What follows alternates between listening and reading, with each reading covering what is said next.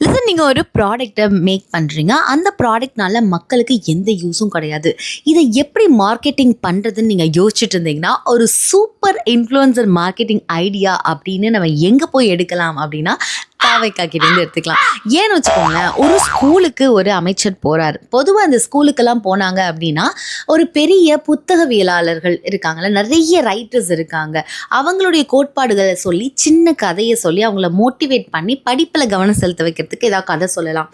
Abdul Kalam sir, Gandhiji, சுபாஷ் சந்திர போஸ்ன்னு நம்மள நேஷன்ல இருக்கக்கூடிய மிகப்பெரிய லீடர்ஸ் பத்தி நம்ம வந்து அவங்களுக்கு சொல்லி, அவங்க வாழ்க்கையில எவ்வளோ கஷ்டப்பட்டாங்க, இப்ப எப்படி இருக்காங்க அப்படின்னு நம்ம சொல்லுவோம். இங்க வந்து இவரு போயி, நீங்கலாம் ஜனநாயகன் படம் வந்து பார்த்திருக்க மாட்டீங்க. நீங்க சட்டமன்றத்தில படம் பார்க்குறீங்க அப்படின்ற மாரி ஒரு விஷயத்த, அதாவது எங்க போனாலும் ஒரு இன்ஃப்ளூயன்சர் மார்க்கெட்டிங்.